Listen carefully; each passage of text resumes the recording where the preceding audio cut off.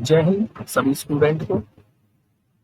सो 2024 का जो अभी आपका रिसेंट पेपर हुआ है, हम इसमें आए हुए मैट्रिसेस के कुछ इंपॉर्टेंट क्वेश्चंस पर काम करते हैं, जो मुझे लगा कि हाँ ये आपके साथ शेयर करने चाहिए क्वेश्चंस, बिकॉज इनमें कॉन्सेप्ट है। कॉन्सेप्ट कहाँ से पढ़ने कैसे पढ़ना है, बहुत से स्टूडेंट इसी में कंफ्यूज रहते हैं। वो उनके पास मैथ्स की 3 से 4 बुक्स होती है। तो मैं आपको बताता हूँ कि किन कॉन्सेप्टों का यहाँ पर यूज हुआ है, क्या आपको कुछ एक्स्ट्रा चीजें पढ़नी चाहिए आपके एनडीए सेकंड वाले एग्जाम के लिए, जो अभी आपका एग्जाम होगा। तो स्टार्ट करते हैं। सबसे पहला क्वेश्चन, हमें जो जो इन्फॉर्मेशन गिवन है सबसे पहले हम उसको कलेक्ट करते हैं कि ए और बी हमारे पास 3x3 की मैट्रिसेस है। सो ए बी मेरे पास 3x3 की मैट्रिक्स है और बी भी मेरे पास 3x3 की मैट्रिक्स है। Determinant of A and determinant of B उसने आपको प्रोवाइड करवाया हुआ है। वो आपसे सिंपल इसका डिटर्मिनेंट पूछना चाहता है कि इसका डिटर्मिनेंट क्या होगा। तो सबसे पहला कॉन्सेप्ट जो आपकी एनसीईआरटी में गिवन है, ये मैं कोई हायर बुक नहीं बता रहा हूँ, किसी ऑथर की ऐसी बुक नहीं बता रहा हूँ, आपकी एनसीईआरटी में गिवन है कि अगर के ए का डिटर्मिनेंट मुझे कैलकुलेट करना है, so this is nothing but K की power N into determinant of A, जहां एन क्या होता है, मैट्रिक्स का ऑर्डर। सो सबसे पहला काम मैं यहाँ से क्या करूंगा, ये जो 2 है इस 2 को मैं डिटर्मिनेंट के बाहर लाऊंगा और जैसे ही ये बाहर निकलेगा ये एग्जैक्टली उतनी ही पावर लेकर निकलेगा जितना मैट्रिक्स का ऑर्डर है। सो मैट्रिक्स का ऑर्डर कितना है, 3। सो ये 3 पावर लेकर बाहर निकला और अंदर मेरे पास बच गया B into adjoint of 3। Clear, पहला स्टेप बिल्कुल क्लियर होना चाहिए, क्योंकि हम यहाँ पर शॉर्टकट का यूज नहीं करेंगे, केवल कॉन्सेप्ट पर बात करेंगे। सेकंड वन, हमें पता है कि अगर डिटर्मिनेंट ऑफ ए बी लिखा हुआ है, सो मैं इसको determinant of A into determinant of B लिख सकता हूँ। तो इसको मैं ऐसे लिख सकता हूँ, this is determinant of B into determinant of adjoint of 3। We can write this thing. Now we have 8 into determinant of B, उसने आपको प्रोवाइड करवाया, दिस इज 729। अब next property, what is determinant of adjoint of A? This is adjoint of determinant of A की power n minus 1, जहां n again क्या है, matrix का order. सो इसकी वैल्यू कितनी हो जाएगी, डिटर्मिनेंट ऑफ 3A की पावर 3 minus 1, क्योंकि यहाँ पर मैट्रिक्स का ऑर्डर कितना है, 3 है। सो दिस वी हैव 8/729 और ये बन गया मेरे पास डिटर्मिनेंट ऑफ A की पावर 2। तो हम यहाँ से क्या करेंगे, जितना हमसे आसान तरीके से क्वेश्चन सॉल्व होगा उतनी आसान तरीके से क्वेश्चन को सॉल्व करेंगे। तो इस चीज को मैं ऐसे लिख सकता हूँ, determinant of 3 into determinant of 3।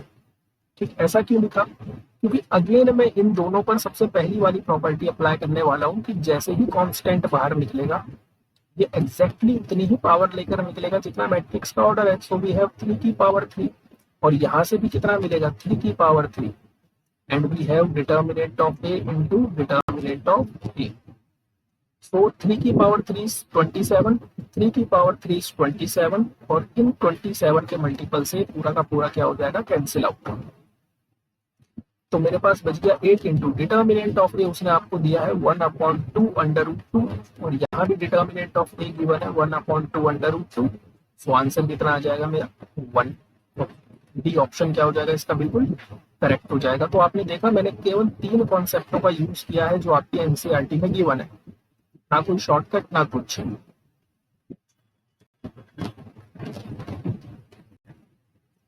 Next question, consider the following statement with respect to 2 non singular matrices. सबसे इंपॉर्टेंट बात, एक लाइन इंपॉर्टेंट है। नॉन सिंगुलर मैट्रिसेस क्या होती हैं, जिनका डिटर्मिनेंट नॉन जीरो होता है और ऐसी मैट्रिसेस के इनवर्स एग्जिस्ट करते हैं, ये सब हम पढ़ चुके हैं। ऐसी मैट्रिसेस जो नॉन सिंगुलर मैट्रिक्स होती है उनका डिटर्मिनेंट नॉन जीरो होता है और अगर डिटर्मिनेंट नॉन जीरो है तो उनके इनवर्स एग्जिस्ट करते हैं। पहला स्टेटमेंट कह रहा है एडजॉइंट ऑफ ए बी की value adjoint A into adjoint B के बराबर होगी। बिल्कुल गलत बात, आपकी एनसीईआरटी में गिवन है इसकी value adjoint of B into adjoint of A के बराबर होती है। तो पहला स्टेटमेंट बिल्कुल गलत है।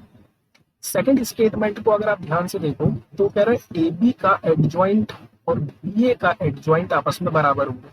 आपको एक चीज पता है कि जब ए बी और बी ए आपस में बराबर ही नहीं होते हैं, इन जनरल जब ए बी और बी आपस में बराबर नहीं होते हैं तो उनका एडजॉइंट कहाँ से बराबर हो जाएंगे, है ना। आप कोई भी दो मैट्रिसेस ले लो, लेकिन ऐसी मैट्रिसेस लेना जो नॉन सिंगुलर मैट्रिसेस हैं। जैसे मैंने ले लिया 1 2 3 4, इनका डिटर्मिनेंट नॉन जीरो है।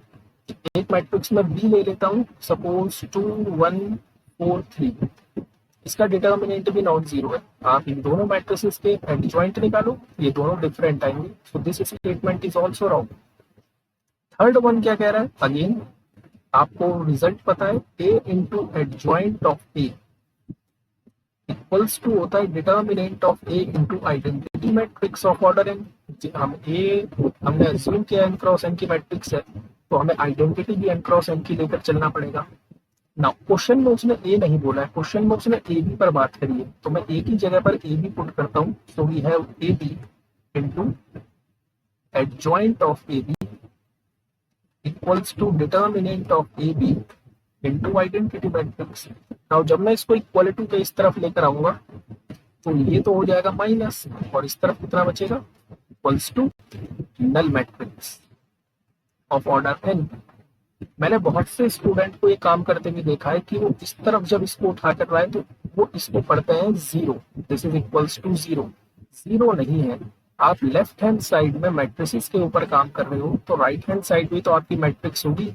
जैसे कहीं पर ये लिखा हुआ होता है ए इक्वल्स टू जीरो, ऐसे बोलते हैं A equals to zero. A equals to zero नहीं है, A equals to null matrix है। जब लेफ्ट साइड में मैट्रिक्स है तो राइट साइड में भी मैट्रिक्स होगी ना।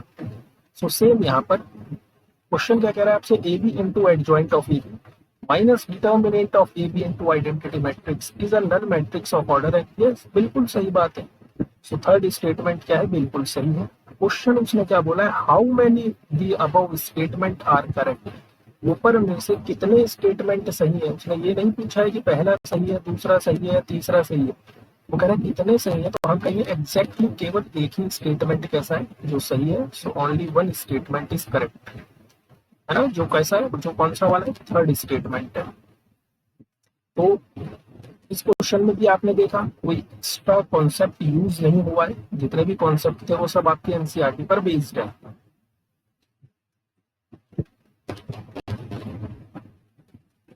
अगला question, again consider the following statement in the respective, again non singular matrices से मुझे लगता है इसको प्यार हो गया था इस बार।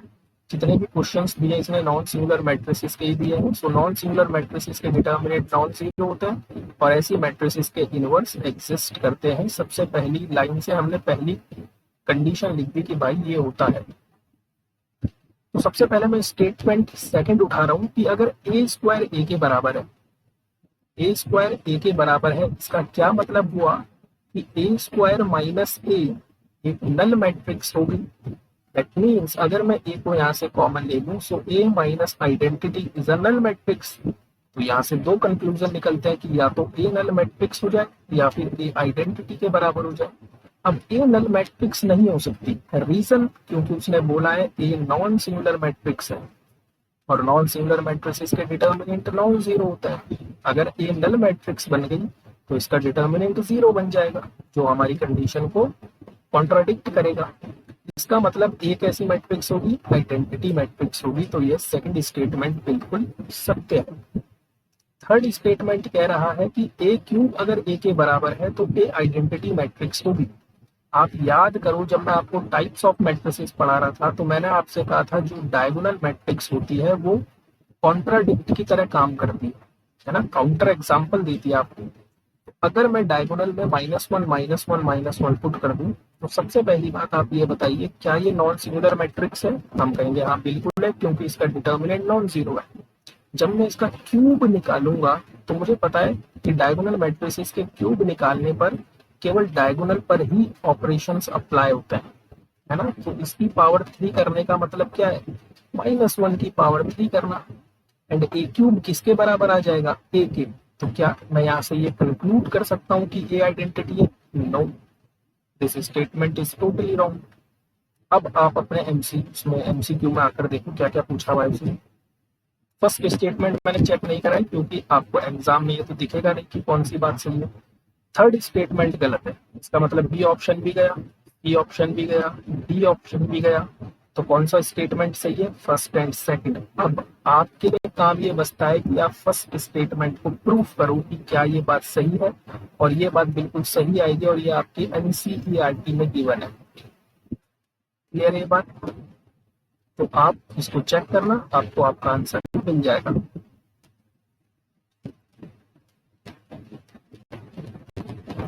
नेक्स्ट क्वेश्चन पर बढ़ते हैं, और ये इसने दोबारा रिपीट किया है। क्या रिपीट किया है कि ए मेरे पास स्क्यू सिमेट्रिक मैट्रिक्स है ऑर्डर 3 की। तो स्क्यू सिमेट्रिक मैट्रिक्स की कंडीशन ए डैश बराबर माइनस ए। ऐसी मैट्रिसेस जिनके ट्रांसपोज उसी के नेगेटिव के बराबर आते हैं, ऐसी मैट्रिक्स स्क्यू सिमेट्रिक मैट्रिक्स बनती है। और मैंने आपको स्क्यू सिमेट्रिक मैट्रिक्स कंस्ट्रक्ट करनी बताई थी। इसके डायगोनल के एलिमेंट हमेशा परमानेंट जीरो होते हैं, और जो एलिमेंट आप यहाँ पर पुट करते हो उसका नेगेटिव एलिमेंट आपको यहाँ पुट करना होता है। जो भी एलिमेंट आप यहाँ पुट करते हो उसका नेगेटिव आपको यहाँ रखना पड़ता है, और जो भी एलिमेंट आप यहाँ रखते हो उसका नेगेटिव आपको यहाँ रखना पड़ता है। ये मैट्रिक्स का अगर आप ट्रांसपोज लोगे तो वो माइनस ए के बराबर आएगा। तो ए कैसी मैट्रिक्स है? यहाँ पर स्क्यू सिमेट्रिक मैट्रिक्स है। पहली बात। ऑप्शंस पर जाते हैं, कह रहा सारे के सारे डायगोनल एलिमेंट जीरो होंगे। बिल्कुल सही बात, स्क्यू सिमेट्रिक मैट्रिक्स के सारे डायगोनल जीरो होते हैं। आगे कह रहा है sum of all diagonal element of matrix is zero. बिल्कुल सही बात, जीरो को आप ऐड करोगे तो आपको जीरो ही मिलेगा। एक चीज और, अगर आप इस मैट्रिक्स के सारे एलिमेंटों को भी ऐड करोगे तो भी आपको जीरो ही मिलेगा। तो ये भी आप याद रखोगे, स्क्यू सिमेट्रिक मैट्रिक्स के अगर सारे एलिमेंटों को आपस में ऐड कर दिया जाए तो भी कितना मिलता है? जीरो। थर्ड वन उसने छेड़ा है ऑर्थोगोनल मैट्रिक्स। ऑर्थोगोनल मैट्रिक्स क्या होती है? ए ट्रांसपोज बराबर आइडेंटिटी। ये आपको याद रखना है, ये नया कॉन्सेप्ट है, ये आपकी एनसीईआरटी में नहीं है। ऐसी मैट्रिसेस जिसमें ए इंटू ए ट्रांसपोज करके आपको आइडेंटिटी मिल जाए उसको हम क्या कहते हैं? ऑर्थोगोनल मैट्रिक्स कहते हैं। ठीक, ऐसी मैट्रिक्स जिसमें ए इंटू ए ट्रांसपोज करके आइडेंटिटी मिल जाए, ऐसी मैट्रिसेस को हम क्या कहते हैं? ऑर्थोगोनल मैट्रिसेस कहते हैं। ये बात क्लियर है? नाउ अब हम थर्ड स्टेटमेंट कैसे चेक करें कि थर्ड स्टेटमेंट हमारा सही है या नहीं है। तो उसके लिए आपको क्या करना पड़ेगा, आप सिंपल ए को स्क्यू सिमेट्रिक मैट्रिक्स ले लो, 3x3 के ले लो, या 3x3 पर उसने बोला तो आप 3x3 के स्क्यू सिमेट्रिक मैट्रिक्स उठा लो। आसान सी, सिंपल, क्योंकि आपको क्या करना है? मल्टीप्लाई करना है। तो सबसे पहली बात तो डायगोनल के एलिमेंट आपके जीरो होंगे। मैं यहाँ 1 -1 2 -2 3 और -3 ले लेता हूँ। और इसका जब मैं ट्रांसपोज लूंगा तो ट्रांसपोज करने पर मुझे क्या मिलेगा? 0 1 2, and here we have -1 0 3 and -2 -3 and 0। अब इसका आप मल्टीप्लाई करवाओ और चेक करो कि आपको आइडेंटिटी मैट्रिक्स मिल रही है देखने के लिए या नहीं। तो हम चेक कर लेते हैं। 0 की 0 से मल्टीप्लाई 0, 1 की 1 से मल्टीप्लाई 1 और 2 की 2 से मल्टीप्लाई 4। सो पहला ही एलिमेंट मिलेगा आपको 5, लेकिन आपको मिलना क्या चाहिए? आइडेंटिटी मैट्रिक्स, और आइडेंटिटी मैट्रिक्स का पहला एलिमेंट होता है 1। तो no, this statement is totally wrong कि ए ऑर्थोगोनल बन जाए। तो आपका केवल पहला और दूसरा स्टेटमेंट सही होगा। ठीक, यहाँ पर मल्टीप्लाई पूरी करवाने की जरूरत नहीं है। तो केवल कौन सा ऑप्शन सही हो जाएगा? फर्स्ट स्टेटमेंट जो आपका सही हो जाएगा कि आपका पहला और दूसरा स्टेटमेंट क्या है? बिल्कुल करेक्ट है।